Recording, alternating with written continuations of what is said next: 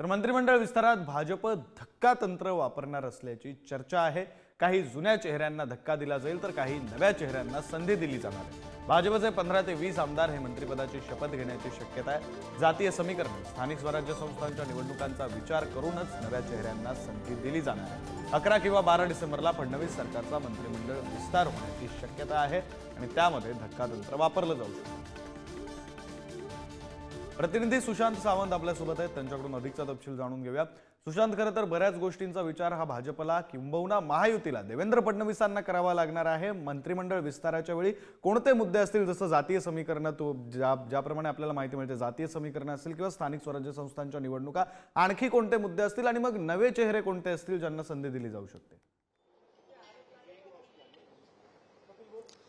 विक्रांत, आपण जर बघितलं असेल तर फडणवीस सरकारचं जे मंत्रिमंडळ असणार आहे ते एक आगळं वेगळं मंत्रिमंडळ असेल। कुठेतरी नवीन चेहऱ्यांना प्राधान्य दिलं जाईल अशी आपल्याला खात्रीला एक सूत्रांकडून माहिती मिळते। नवीन चेहरे, आक्रमक चेहरे आणि ज्यांनी मागील 2.5 वर्षात भाजपसाठी महत्वाची भूमिका बजावली, या चेहऱ्यांना मंत्रिमंडळात स्थान मिळू शकतं असं देखील आपल्याला कळतं। त्यामध्ये प्रामुख्याने नावं जर सांगायची झाली तर नितेश राणे यांचं नाव जे आहे ते आघाडीवर आहे। नितेश राणेंचा देवेंद्र फडणवीस यांच्या मंत्रिमंडळात समावेश होऊ शकतो। त्यानंतर दुसरं नाव, जो आक्रमक चेहरा आणि अर्थातच धनगर समाजाचं नेतृत्व करतात, गोपीचंद पडळकर यांचं नाव देखील आघाडीवर आहे। गोपीचंद पडळकर हे देखील मंत्रिमंडळात असतील अशी आपल्याला माहिती मिळते।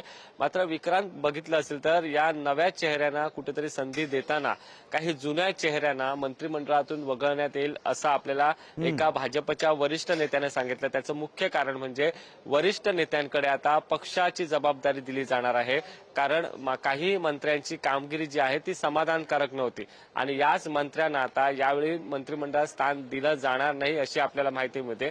येत्या 11 किंवा 12 तारीखला मंत्रिमंडळ विस्तार जो आहे तो होऊ शकतो आणि हे मंत्रिमंडळ विस्तार करताना प्रामुख्याने स्थानिक स्वराज्य संस्थांच्या निवडणुका अर्थातच लक्षात घेतल्या जातील, कारण भाजपने विधानसभा निवडणुकीत ज्या पद्धतीने भाजपला यश मिळालंय तेच यश कायम ठेवायचं असेल तर काही स्थानिक स्वराज्य संस्थांच्या निवडणुका लक्षात घेऊन तिथल्या आमदारांना ती आहे संधी देण्याचा भाजपचा प्रयत्न असणार आहे। आज किंवा उद्यापर्यंत भाजपची एक बैठक होऊ शकते आणि या बैठकीत कुणाला मंत्री करायचं यावर खरं तर चर्चा होईल आणि नावं जी आहेत ती दिल्लीत जातील। अर्थातच भाजपमध्ये सगळे निर्णय जे आहेत ते केंद्रीय नेतृत्व घेतं, राज्यातून नावं पाठवली जातील। त्यामुळे आता केंद्रीय नेतृत्व नव्या चेहऱ्यांमध्ये कुणाला संधी देतं हे पाहणं तितकंच महत्त्वाचं ठरणार आहे। विक्रांत, कोणाला संधी दिली जाते आणि कोणाची नावं वगळली जातात, कोणाला डच्चू दिला जातो हे सुद्धा पाहावं लागणार आहे। तुम्ही या सगळ्याकडे लक्ष ठेवून राहा। तुर्तास धन्यवाद तुम्ही दिलेल्या सविस्तर माहिती।